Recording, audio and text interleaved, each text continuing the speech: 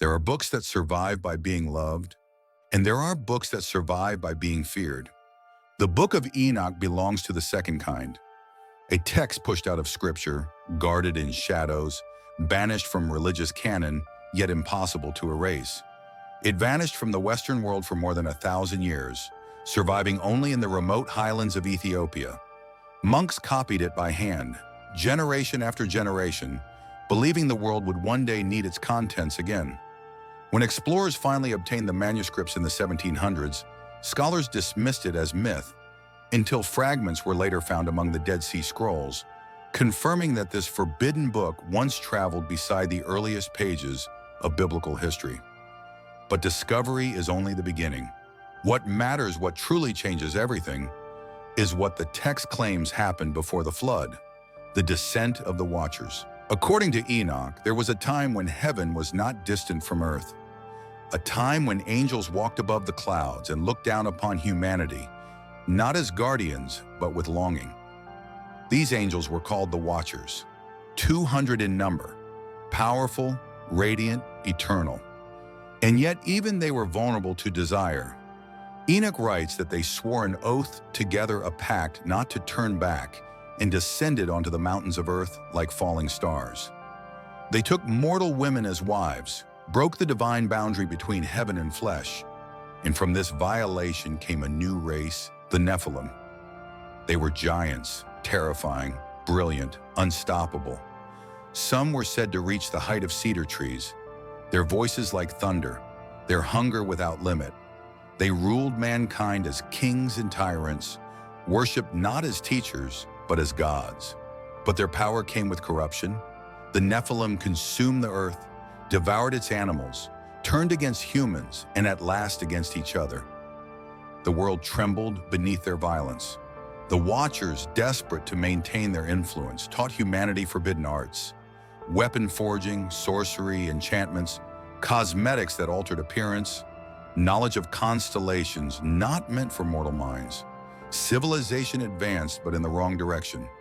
It was enlightenment born of chaos, a gift that tasted like poison.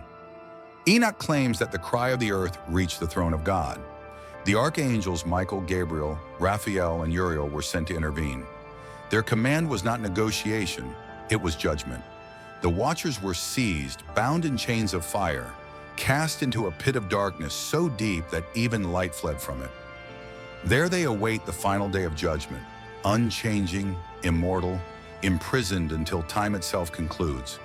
The Nephilim, however, could not be bound. So the world itself was drowned.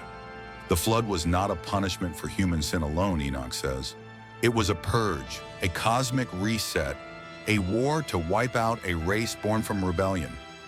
Noah survived not merely for righteousness, but because he carried no trace of celestial blood.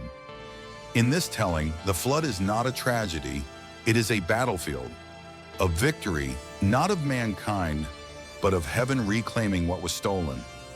And yet the book does not end with destruction. Enoch himself is taken into the heavens, alive. He has shown the vaults of creation, the storehouses of the winds, the paths of the sun and the moon, the machinery of time. He walks through glowing halls of crystal, watches stars like living beings singing in harmony. He speaks with archangels, sees the tree of life, witnesses the throne from which the universe breathes. He is told of the final judgment, when the Watchers will rise only to fall again, when the Nephilim returns in spirit, and when mankind will face the choices once offered to angels, obedience or ambition. Enoch does not write like a prophet. He writes like one who has seen. Why this book matters? The Book of Enoch fills the missing pages of Genesis. It explains why the flood had to happen, why knowledge is both gift and weapon, why angels, if they exist, fear the consequences of desire more than sin itself. It suggests that evil began before humans ever tasted it, that the first rebellion happened in heaven, not on earth, that humanity is not alone, nor ever was. These ideas are powerful, too powerful. Powerful enough that early religious authorities removed the book from Scripture, forbade its teaching, and attempted to bury it in forgotten languages. But forgotten things do not always die. Sometimes they wait.